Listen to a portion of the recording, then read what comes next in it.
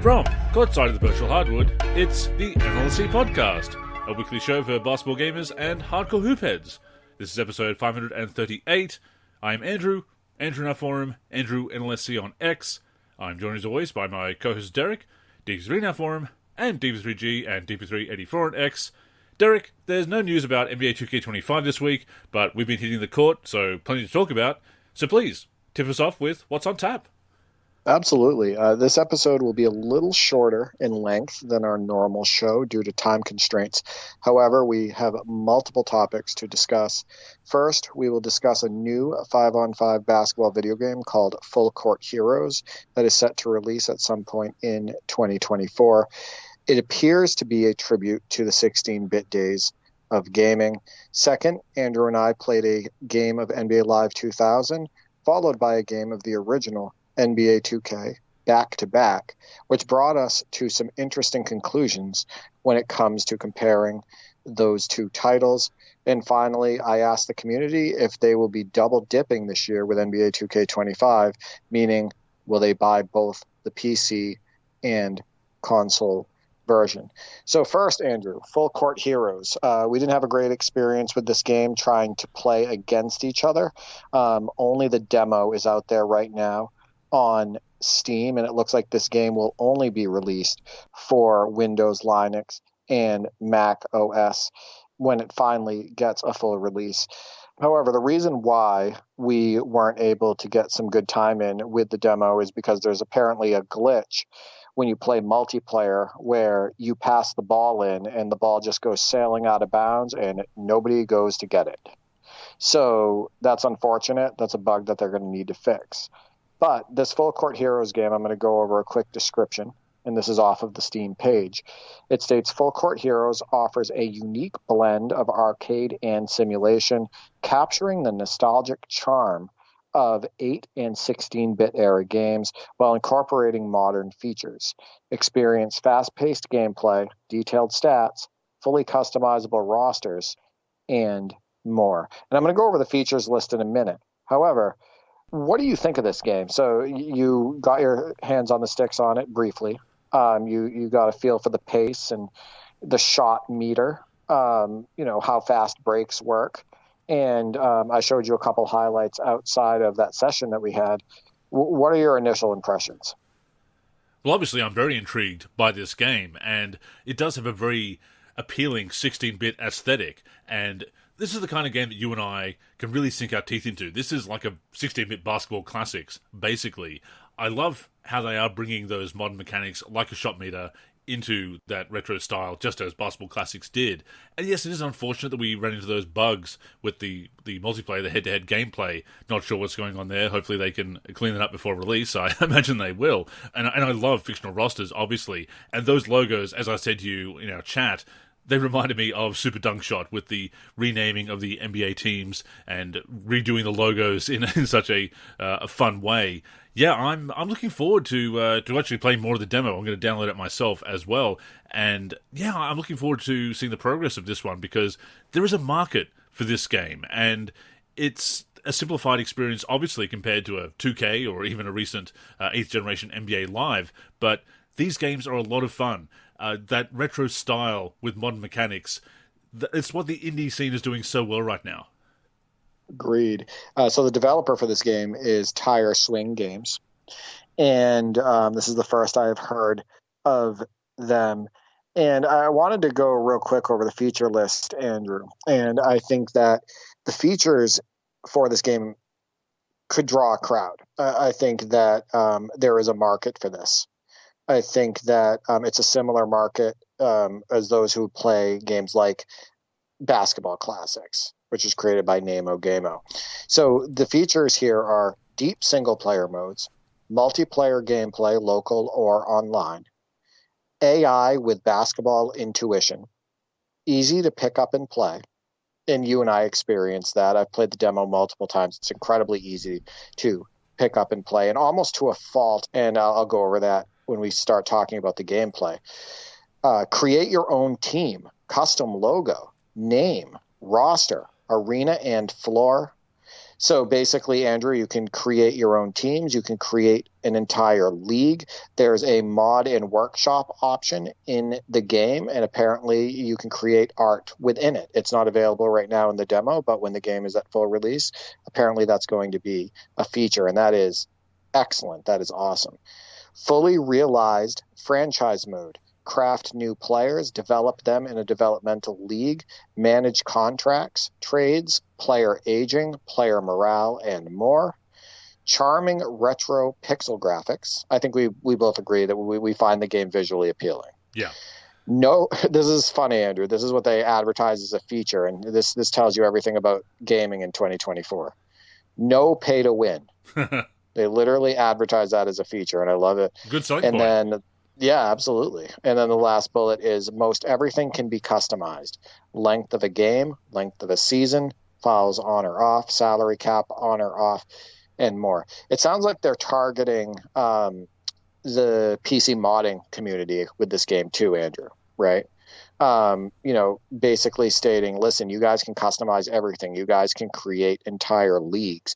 It looks like, going by what they're advertising for this game, that you could create like NBA rosters, right? Like single season rosters or retro rosters and whatnot. And if you're interested in that type, and if you're interested in that type of thing for a game with like 16-bit graphics, this might be the game for you. And look, it's probably not going to be a game that gets 10 million sales like an NBA 2K, but it's not trying to compete with NBA 2K.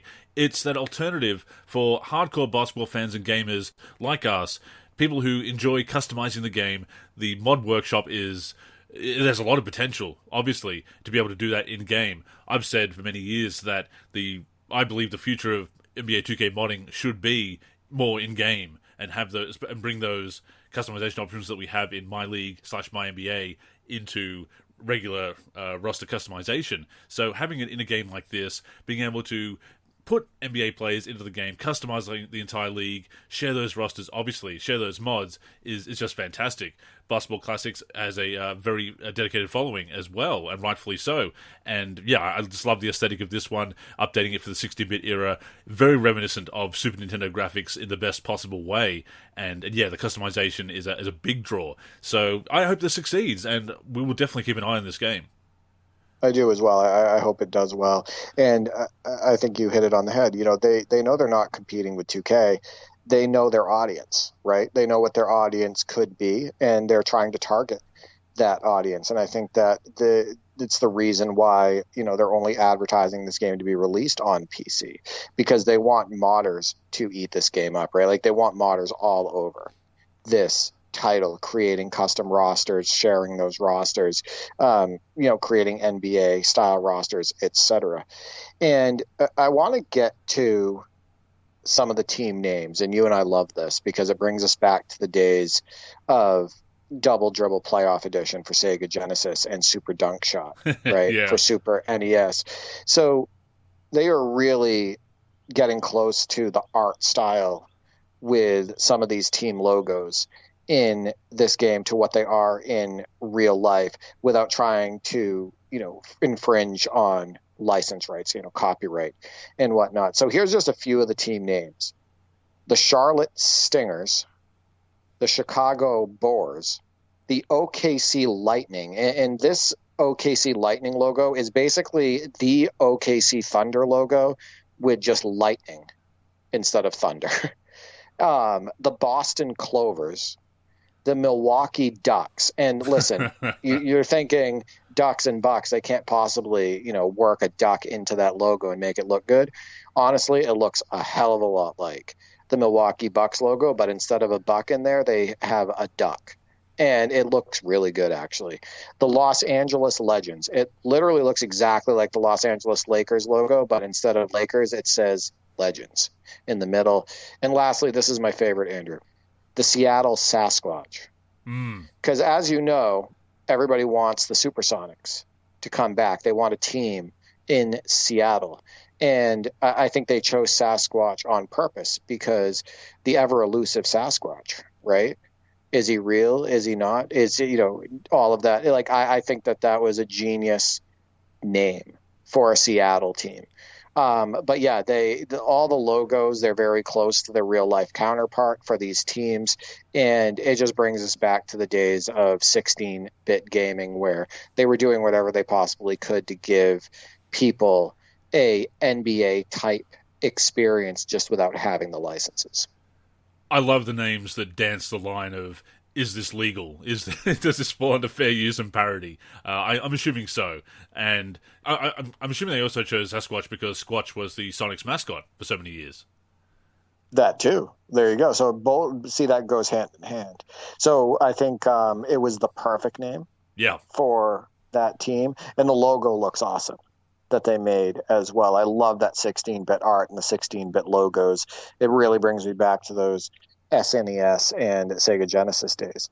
But let's get to the gameplay really quick before we move on to our NBA Live 2000 and NBA 2K sessions. Multiple difficulty levels, right? We mentioned the shot meter, so kind of like Basketball Classics, bringing a shot meter into a 8/16-bit style game. I think it works well in that game for what it is. And you need it too. However, no, I think it helps with variety, right? Adding some gameplay variety in there. Accessibility, yeah. However, yeah, definitely. There were a couple things that jumped out at me as negatives for the gameplay.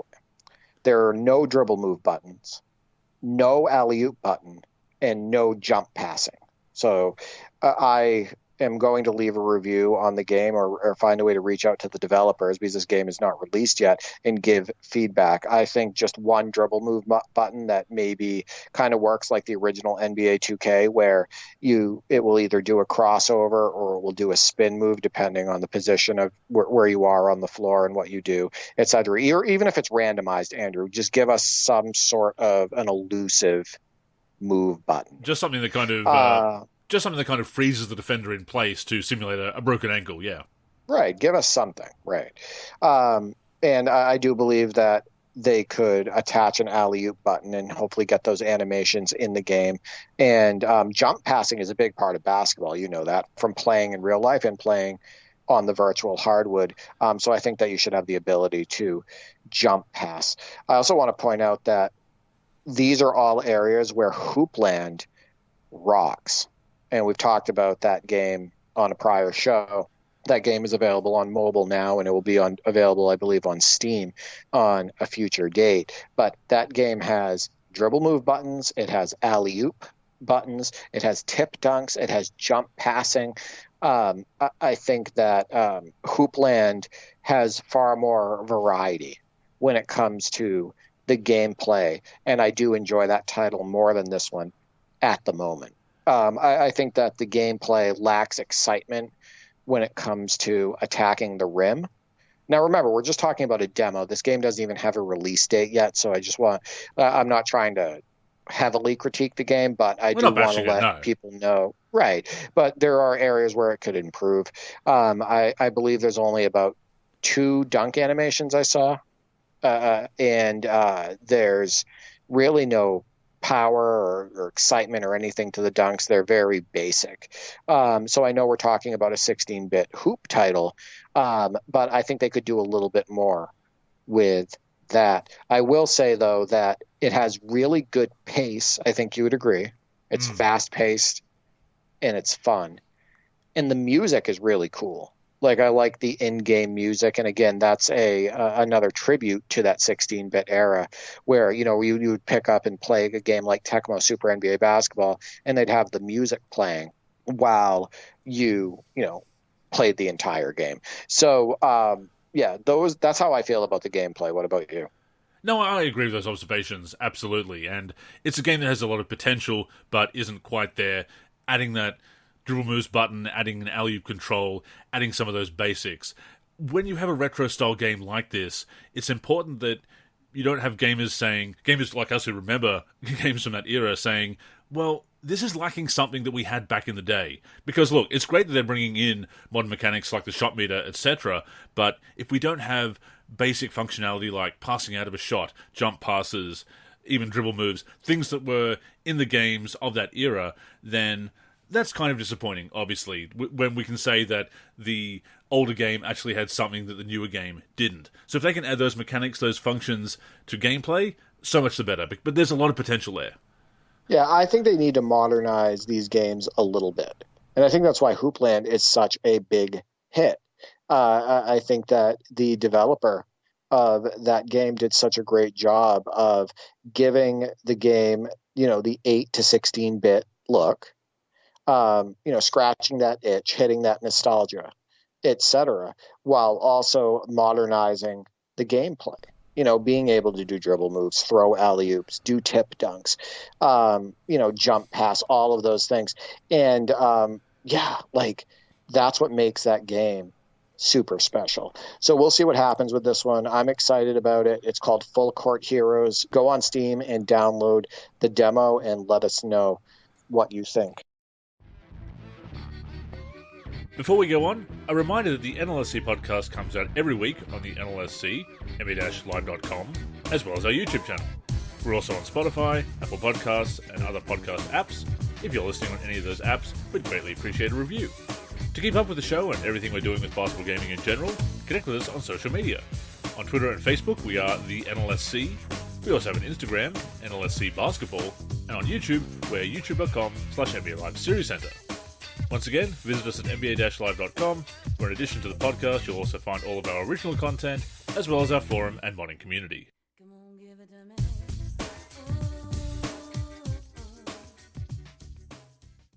Now, Andrew, we had one hell of a fun time on NBA Live 2000 for the PC earlier. Andrew and I decided to connect on Parsec, and I chose NBA Live 2000 as the first game that we would play. And of course, there was no objection from Andrew. He was ecstatic that I chose that title. And I thought a classic matchup would be Knicks versus Pacers. So Andrew and I took control of the Knicks, led by Latrell Sprewell, Allen Houston, Larry Johnson, Patrick Ewing, and company. And what a fun video game team, Andrew. That team also has Marcus Camby, Charlie Ward, Chris Childs, etc. And we played against Reggie Miller's Pacers. And of course, that Pacers team infamously went to the NBA Finals in the year 2000. So it's Reggie Miller and Jalen Rose and Rick Smits and Dale Davis, etc. And it's a good matchup. We ended up pulling away and winning that game by 15 or 20 points. But the gameplay, Andrew, we had so much fun getting out on the break with Latrell Sprewell and doing shifty moves with him. And one thing that I love about that game is the separate buttons for the crossover and the spin moves. So, I would get Sprewell on the wing and I would cross over. And once I got him leaning, I would then go into a spin move and then I would attack the rim.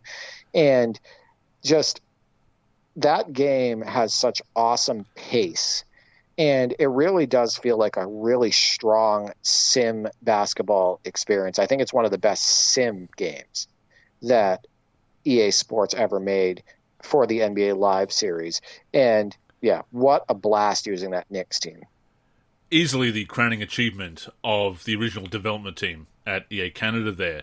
And to use a phrase that I've been throwing out there when discussing the highlights we've been posting and the game in general, the game is a quarter of a century old, and I phrase it that way because it sounds really big, right? A quarter of a century. But how well that game holds up 25 years later. We've actually only just passed, this past season, the end of the original franchise mode. 25 years in franchise mode, if you can believe that. The far-off year of 2024, Derek. We're here. Now it's the distant year of 1999, the starting year of franchise mode. But how well it holds up. How amazing those faces look. How accessible the gameplay is, how exciting it is. And we've got to mention that it doesn't have authentic presentation as far as branding, but it basically has NBA on TNT branding from the year 2000. The presentation style, I should say, very much resembles NBA on TNT from that era. It's really cool. And again, the faces just blow me away when you think about the resolution of the texture files in NBA Live 2000 PC, 256 by 256 faces, and how amazing they look. But the gameplay holding up. And this is the thing about video games, Derek, that a lot of people talk about how well classic movies hold up throughout the years, right? A lot of great games do as well, but not as well as movies because technological improvements to games, the early days of gaming, very primitive design concepts, etc., primitive graphics, whatever, it's a different kettle of fish. But NBA Live 2000 was, and we didn't know it at the time, we just knew it was a fantastic game, but it's turned out a quarter of a century later, it was just timeless. It was built to last. I think the thing is with that game is that from a gameplay perspective, it has very few weaknesses. Yes. Right? I think the biggest weakness from a gameplay perspective is the post game. I think it lacks in variety overall, and I think players go into the post a little bit too slow.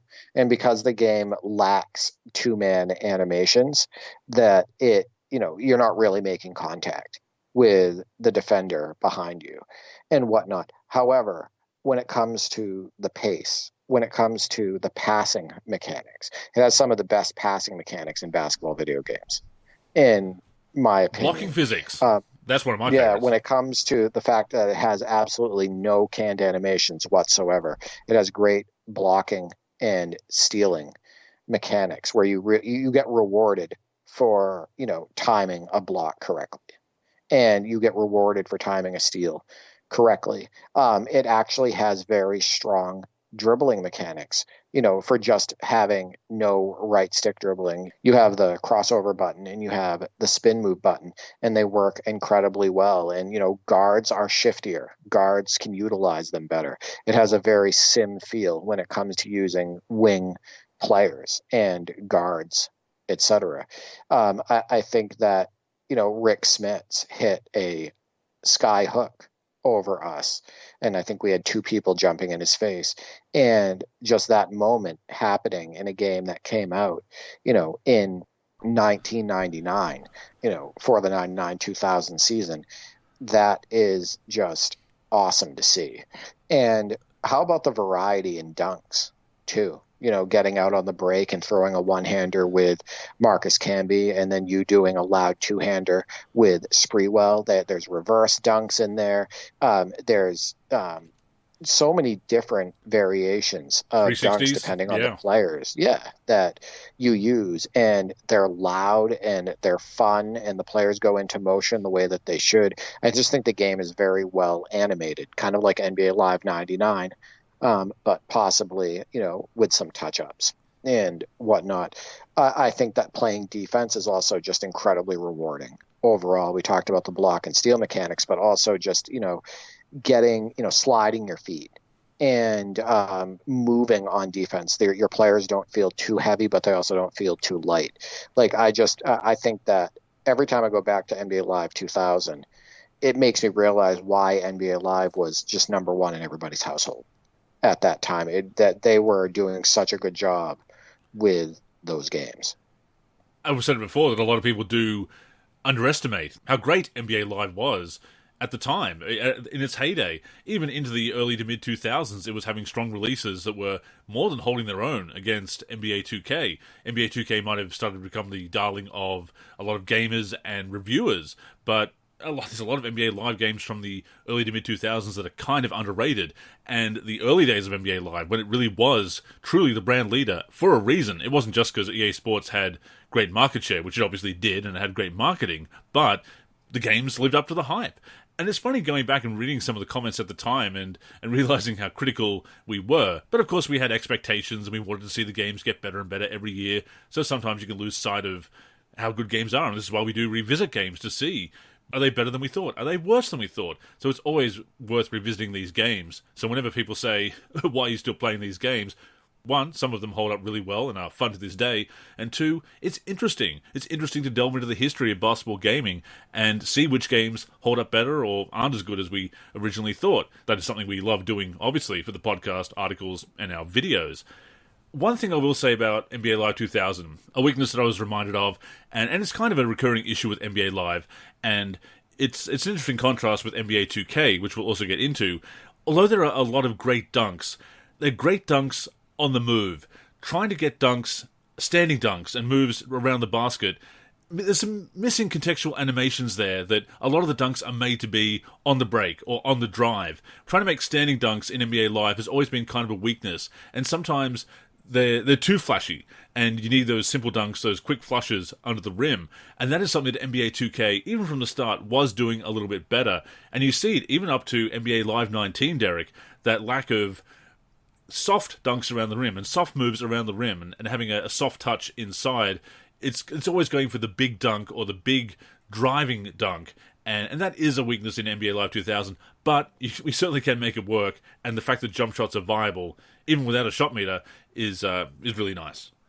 Yeah, with NBA Live 2000, there's far too many jump shots right under the rim. Yes. Players going up for an actual jump shot, or the game forcing you to do a fading jump shot, where it should just be a layup or, a drop step into a dunk. When you get the drop step into a dunk animation, though, it looks flawless. Oh yeah, right? It's amazing. But it just doesn't happen enough. Direct shoot can help. I do know the direct shoot can help, and I didn't have that assigned on my controller for that game, but even then, you do get a lot of jump shots. Yeah, exactly. So yeah, they could have added more animations around the hoop, where somebody took like a power dribble and put it off the glass with two hands, or more layup animations, more reverse layup animations, etc. But I think that at the end of the day, the overall product is just a lot of fun. And, of course, at the end of the game, when we built a big lead with a few minutes left, I had to put in some potential virtual hardwood legends. People like Mirsad Turkcan, who actually only played 7 games for the Knicks that season. He's a 6'9" power forward, and I was hoping he was going to screw up so I could say Turk can't.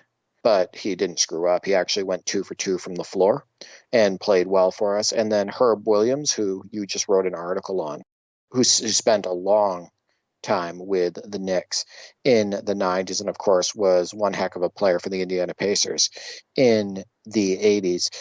He threw down a two-handed hammer for us. But it's always fun to build a lead in those games because you get to bring people in off of the end of the bench. Yeah, that was kind of a random article that I wrote about Herb Williams, just encountering him in an old game and remembering some of those phantom stints he had and the trade to Toronto halfway through the 96 season. And then he was back a whole game later. They cut him and the Knicks picked him up again and traded him for Terry Cummings in the 98 season, of course. And that phantom stint with the 76ers before he returned to the Knicks again in 98 is actually captured in Kobe Bryant in NBA Courtside. So kind of an interesting player. Just a guy that just stuck around for many years. One of the longest tenures in New York, as I said in my article. So I was very tickled by the fact we got to play with him. Herb Williams out on the break. Big two-handed dunk. Yeah. Herb Williams actually spent 92, 93, 93, 94, 94, 95, part of 95, 96, and then 96, 97, 97, 98, and 98, 99 with the Knicks. So most of the 90s. But he was one hell of a player in the 80s with the Pacers. He spent most of the 80s with that team, and he averaged 19.9 at his peak, 9.1 rebounds at his peak, and 2.4 blocks per game. So people forget that he was, an all-star caliber player in the 80s with the Pacers. So the interesting thing that happened was after we finished our game of NBA Live 2000, I decided to put on NBA 2K, the original for Sega Dreamcast. And I did this on purpose because these two games were direct competitors of each other. And NBA Live had a little bit of an advantage here because that series had been around for a while. They were able to work through some gameplay issues and, add modes and add features. And I think that they were further along, obviously, in development with that series. And the original NBA 2K on the Dreamcast was technically their first release for that series, not counting NBA Fast Break / NBA Action 98. But we actually had a lot more fun with that Live 2000 game. And the funny thing is one of the biggest problems with the original NBA 2K, which I love that game, by the way. But one of the biggest problems is that it leans way too arcade. The gameplay is incredibly fast. And Shaq just could not score on Jason Williams, Andrew. We were using the Lakers, and we were against the CPU Kings. And we had multiple chances with Shaq right under the rim on Jason Williams and on Nick Anderson, etc. And they just kept jarring the ball. They kept blocking us. We would run into them, and there would be a collision. There's so many collisions in that game when you go to the hoop, and Shaq would just flail his arms out, and the ball would drop to the floor.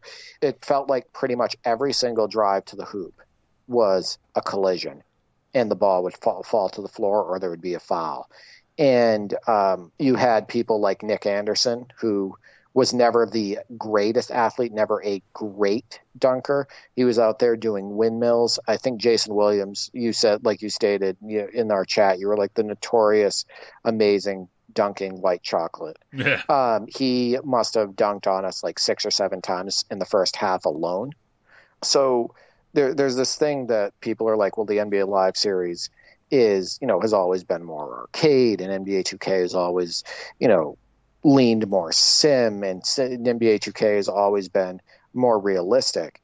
That could not be further from the truth when you compare NBA Live 2000 and the original NBA 2K. Oh, for sure. And there's actually comments, again, go back and read comments at the time on GameFAQs and forums, message boards, etc., that talk about 2K being so much more realistic than NBA Live. And it does have some more fluid animations here and there. The players aren't as stiff. They're there's a bit more of a ragdoll, for lack of a better word, to some of the player animations. But as far as being a realistic style of gameplay, NBA Live 2000 is far ahead of NBA 2K. You don't have players like Jason Williams dunking all over the place. White Chocolate Thunder, he's channeling Daryl Dawkins out there, quite frankly. Nick Anderson windmilling in people's face, while Shaq is unable to outmuscle, as you say, Jason Williams at the other end. It was very frustrating in that respect, and man, did they get a lot of calls that we didn't get. Yeah. How about Kobe Bryant doing the special delivery Karl Malone mailman dunk 3 times in that game? I'm not sure why. I'm not sure why that's assigned to him. I'm not sure why he did it so often. But the times where we got Kobe on the fast break and he was actually able to get a wide open dunk, pretty much every time he was doing the special delivery Karl Malone foreshadowing dunk, where they put the head, where they put the his hand behind his head and throws it down with one hand.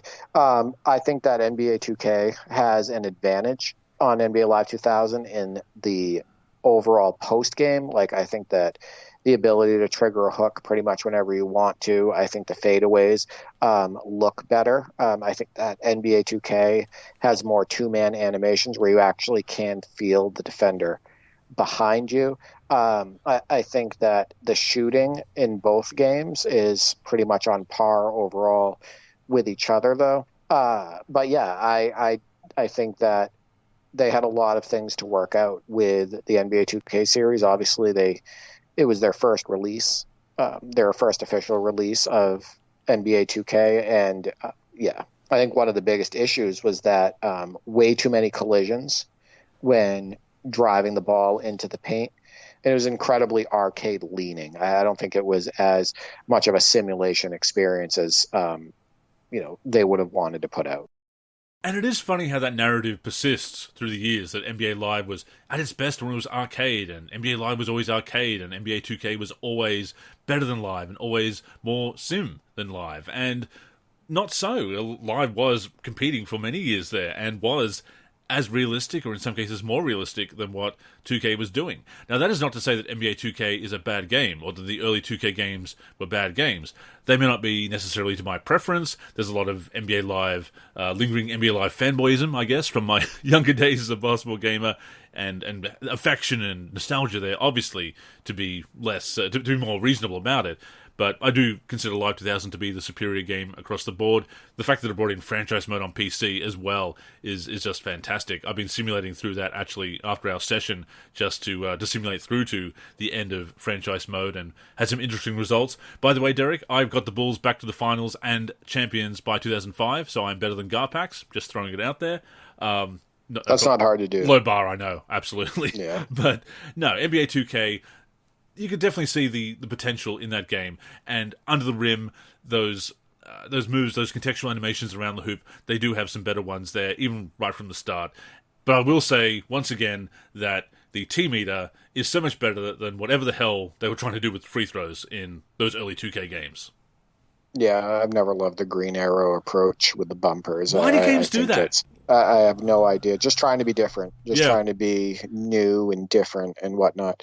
I also want to point out another advantage for NBA Live 2000 is the fact that it has two dribble buttons. So you have the crossover and the spin move. On the original NBA 2K, you're not really sure what you're going to get, right? Because there's only one dribble move button.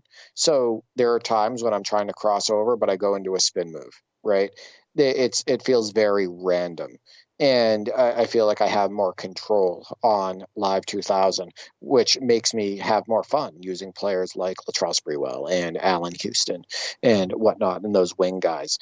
But a couple advantages for the original 2K over NBA Live 2000. I think that overall the graphics are superior. I think that while the body models, yeah, sure, they're a little bit more jacked than they should be. Chris Webber looks like a bodybuilder out there, and that's not the way he looked in real life. But I think that overall the textures are smoother. I think that overall the graphics are superior in the arena. I think that the floors look better. I just think that overall the graphics are better in the original NBA 2K. And I do agree with you. Also, the animations do play out a bit smoother. They're a little bit less stiff and janky in comparison to NBA Live 2000. But as far as overall gameplay, back to back playing those games with you, I favor NBA Live 2000. I do too, and of course I have much more nostalgia there, but I do have an appreciation for what 2K was doing in the early days, and it's been fun to go back and experience that. Once again, that is the value of going back and seeing what you missed and seeing which games hold up and which ones don't. And this is going to sound very weird, Derek, considering we've had so many alternate jerseys and retro jerseys that we can actually manually select. As of the early 2000s that they brought that feature in. Live 2003 brought it in for the live series, I think around about the same time for 2K as well, 2K3 or ESPN NBA Basketball from memory. But how fun is it when you do fire up an exhibition game and you just randomly see the team wearing their alternate jersey? Or when you go into franchise or season mode and it is a Sunday game, because they were usually Sunday alternates back in the day, when you see a team wearing their alternate jersey on the appropriate day on the schedule, that's really cool. Yeah, I mean, that's the developers really putting in that attention to detail. Caring. Right? The caring, right, exactly, showing a love for, not only the actual sport and the actual league, but, showing love for their basketball video game and putting love into it, and then, hoping that consumers will notice. And, that's a very unselfish approach by developers, because they don't have to do that, right? Nobody's going to bat an eye or write a bad review just because an alternate jersey is missing on a given day and whatnot, or during a special occasion. So that's pretty impressive when I see, little touches like that. Especially back then, because when they went that extra mile, like going back to Live 96 PC, and it was in the PS1 version as well, and Live 95, on the schedule when games were being played in Japan, when they had some Japanese games on the schedule, or the alternate venues when the Celtics were playing in the Hartford Civic Center, the XL Center, I believe it's called now. Those alternate venues with different courts in season mode and NBA Live. You don't have to go to that level of detail. The game would still be fun without it, but the fact that they did, and that only the most hardcore fans would know this and notice this, it just made those games so special. Exactly, and I think that more love was put into those games than what we're seeing today. Heart and soul. Overall, yeah. I think that's what makes going back and playing those games so special, and even talking about those games on the podcast. So, Andrew, for the last topic, let's open up the mailbag. To the mailman, the pump fake. What an unbelievable dunk! So I asked the community, with the announcement that NBA 2K25 on PC will be new gen, do you plan on double dipping, buying the PC version and a console version? Now, I know you and I usually do both every year anyway, right? And we usually want the physical copy for the console version, and then obviously for the PC version, we will just purchase the game off of Steam. So before we get to the community, are you doing both versions, Andrew? I probably will. I expect I will, especially because it's a standard bonus this year to have both versions for PlayStation or Xbox. I only have PlayStation, PS4, and a PS5, so that's Xbox is not relevant to me personally. But if you are an Xbox, it'd be the same deal that you can get both the 8th and 9th generations with the pre-order. So I think I will. It's just a way of covering both versions for the site, obviously, and of course I'm a collector, Derek. Yeah. So I'm going to end up getting the PC version, obviously. And I will probably just wait for the console version to go on sale. And I will, because there's no rush for me there. The PC version is going to be new gen, and I wouldn't even touch the console version. I'd only be getting it for collecting purposes. So I'll just wait for the console version to go on sale, and I'll probably end up getting the Jason Tatum cover, and then in the future, if there's another sale, I'll get the Vince Carter one. Yeah, I don't think I'll be spending that much money right out of the gate, especially if I do double dip. And obviously we talked about the system requirements last week, and my PC should be fine to certainly run on high or very high, if not ultra maxed out, as yours I know is capable of doing. But that's another reason for me to also get the PS5 version. If I do run into any issues with the PC version, or if I do have to, if I do have to have lower settings, then I can at least maybe get the PS5 for screenshots. Oh, that makes sense. And I think that at the very minimum, you'll be able to run it on medium on PC, which would probably be the equivalent of console. Right? That's true, yeah. For graphics. So I think that I think you'll be in good shape there. But, when you look at these responses, it looks like nobody really wants to double dip this year. Well, some of that is obviously the distrust in the brand and 2K fatigue. Yeah, I think that's definitely part of it. And I think that there's also this whole, I don't want to give 2K any more of my money than I have to. Absolutely. Type thing. I think that there's a lot of people out there that are very aware of the predatory mechanics and how Take-Two is doing whatever they possibly can to get every penny out of their consumers. So I think that there's a lot of people that are kind of just fed up with it. And those are the people that are either not going to get the game, or they're only going to get one version of it.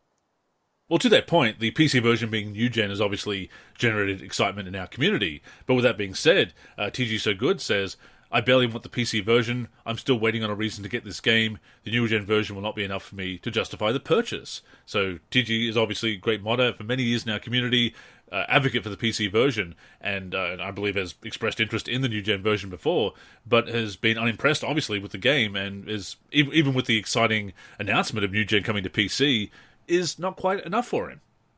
Yeah, he makes great tutorial videos for the community. He posts them on the NLSC. Great modding tutorials. He's also been very active in the King J Mace scene with the Elite Streetball League and whatnot. And I've seen him in those chats before. And he's been just an awesome community member for so many years. I personally hope he gets that game. And I do think he will end up getting that game as long as the buzz around it is positive and people are enjoying it and he likes what he sees in relation to feedback and footage and whatnot. And I think it would be a shame for the community if he didn't, get the game on PC and, create videos and, we need him around. Oh, for sure. And obviously people don't have to pre-order to get the game. They're not going to run out of copies. So if you want to wait and see what other people have to say or wait till it goes on sale, obviously, then that's being a savvy consumer. Exactly. Thunder Shacker, another modder in our community, of course, says, I went to PC midway through 2K19's game cycle and never came back to console. I can't enjoy the default rosters and version of the game anymore. PC being new gen provides even less incentive to get a console. And of course, if you don't have a console already, and now you've got that gaming PC, then yeah, you don't really need to get a console because you are getting that flagship version of the game. And you see what Thunder Shacker's done with the retro rosters, for the ultimate retro rosters for 2K20, then yeah, you know how much he loves modding. Yeah, once you've experienced mods, especially mods like the UBR, URB, Thunder Shack's rosters for 2K20, Stildo's rosters that I help with and work on, for NBA 2K19, just all the retro rosters, single season rosters, college mods, all of that stuff, the custom scoreboards, the cyber faces, the courts, all of that, the customizable menus, all of that. Like once you experience all of that, it is very, very hard to play console versions of any of these games or even want to purchase those games if you're not a collector. So yeah, I see where he's coming from, and me, how I am with modding and the PC versions of these basketball games. I basically play on PC whenever possible. And you have your PC hooked up to a big TV, so you're not. It's not like you're hunched around a small monitor or anything. I know that's the thing is I think a lot of people still associate gaming with, sitting in like a computer chair and, Which I do. having, yeah, and that's fine too, by the way. That's a great way to game. There's nothing wrong with that. But people need to realize that that's not the only way to game in 2024. Like you can sit on your couch and use your PC like it's an actual console. And that's what we do. I sit on my couch and I have my Xbox One wireless controller and, I'm sitting in front of my, a 50-inch TV and I play all of my games on that TV. And it's no different than, having a console sitting there, except now I have, the ability to customize my visuals more than, if I was on console. I have a way to, just mess with my graphics settings. I have a way to, I can install mods, all of that stuff. So I feel very lucky with my setup. A lot easier to do local multiplayer PC gaming in that setup rather than being hunched around a CRT as back in the day. Right, exactly. A couple of responses here note some of the advantages and disadvantages when you compare PC and console. Stephen, the Live King, says, just the PC version. If I was playing online, I would get both. And KG says, yes, he will double dip, PC for offline and console for online. And yeah, of course, once again, you have modding on PC, which is an offline thing, really. But you don't have the same user base on PC. You don't have the same amount of people playing online as on console. Console is definitely the choice if you do want to play online multiplayer. I can attest to that from personal experience. So, yeah, that makes sense. Yeah, and we learned that, the PC version this year is not cross-play. So they won't be able to, get the PC version and play with that or against that console crowd. So I think that his choice makes perfect sense because he wants to be able to get immersed in that online community that console has to offer, but he wants, the PC version for all the mods. So yeah, double dipping for him makes sense. Shrek 2 Fanboy and Devon both say PC only. Coach Parker, Renpin, who had a great highlight in this past week's top 10, says console. So again, not everybody, of course, has the gaming PC to run it, especially when you look at some of the high-end specs. And maybe it's not even that. Maybe he's just not interested in mods, right? Sure. Maybe he's not interested in a PC version. Maybe he wants to have the simplicity of, just throwing the game in the console or downloading it and, turning on the game and not having to worry about graphic settings, his visual settings, not having to worry about anything but just playing the game. And I think that that's why console is as popular as ever today, just because that still is awesome for most gamers. That's still good enough for most gamers, and I don't blame them. I think it makes perfect sense. The ability to just turn on a game and not even think about all the technical stuff, right? Will it run? Right, should I change this graphic setting to make the performance better? All of that stuff. So yeah, I think it makes sense. Now, consoles are definitely more straightforward in that regard, not having to worry about specs and so forth. And kind of in a similar vein, Daywalker says most casual PC players wouldn't bother setting up mods honestly, and hacks are going to be wild. I do see the point there, but at the same time, I do think that PC basketball gamers are kind of very hardcore about that. That's not to say that every PC gamer uses mods, but I think a lot of people who do play on PC do so because of the mods, and that's why they prefer the PC version. That being said, I do think that the hacking is always going to be an issue with a lack of appropriate anti-cheat measures. That is another reason why console is optimal for online play. Right, yeah, I think that a lot of casual gamers on PC are using mods. I just think they don't mod themselves, right? Yes. They will do the real basics, like they'll install the plugin in order to make mods work in the game, and then they will just, I want a cyberface, an updated cyberface for Anthony Edwards, which, by the way, he sorely needs one over the default Anthony Edwards that 2K puts out every year. But, I want an Anthony Edwards cyberface. I will just download that file, which takes 2 seconds. I'll throw it in the mods folder, which takes another 2 seconds. And then, bam, it works in my game, right? So, I think that there are definitely people out there that get the PC version because they love PC gaming and they don't, install mods at all. But I think there is a lot of casual and hardcore gamers on PC that use mods.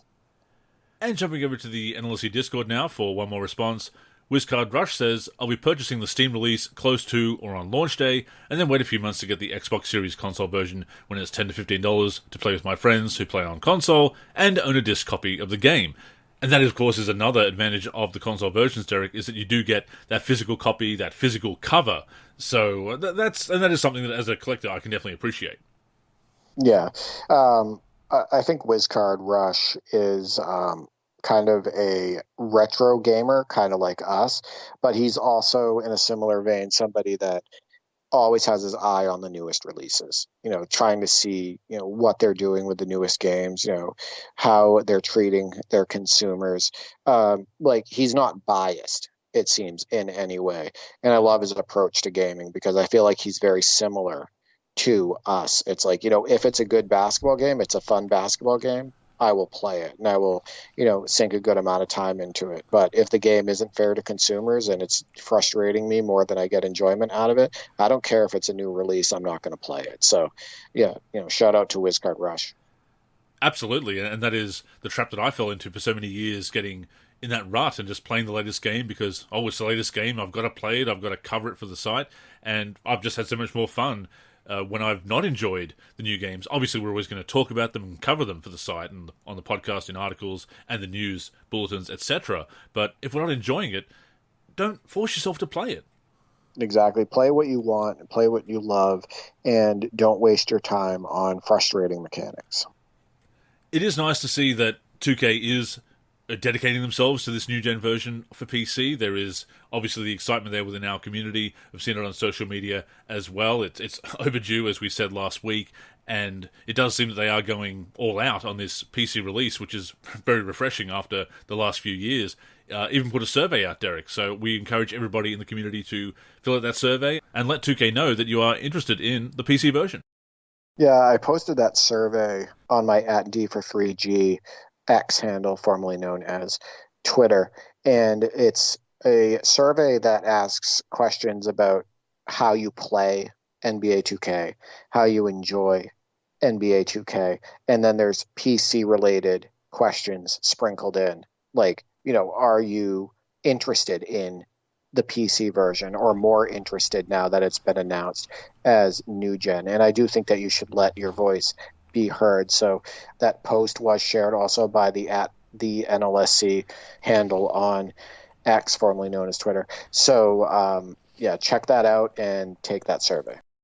Any opportunity that we have to give feedback is definitely worth taking. It doesn't take too long to fill out that survey, so check out those posts on X or in the Discord, and follow the links and fill out that survey. But speaking of interaction, thank you so much to everybody who responded to Derek's mailbag prompt this week. Always great to hear from the community, Derek. Yeah, they're excellent. You guys are awesome. I always get plenty of responses, and thank you for your support. With that being said, that has brought us to the end of this week's show. As always, we thank you for tuning in and invite you to join us again next week and every week, either on the NLSC, nb-live.com, our YouTube channel, or your podcast app of choice. In the meantime, please connect with us on social media. That's where you can get in touch with us and, of course, stay up to date with all of our content. So, Derek, go ahead and plug the handles. You can reach me on X, formerly known as Twitter, @D4FreeG and @D4Free84. I'm also on YouTube, D4Free, and on the NLSC, D4Free. As for me, I'm Andrew in the forum and Andrew NLSC on X. The NLSC is on X and Facebook @the NLSC. We're also NLSC Basketball on Instagram and Threads. We're on YouTube at NBA Live Series Center. And of course, keep a look to the NLSC itself, nb-live.com, for everything we do for basketball video games. So, thank you once again for tuning in, and until next time, I'm Andrew. And I'm Derek. Go get buckets, everyone!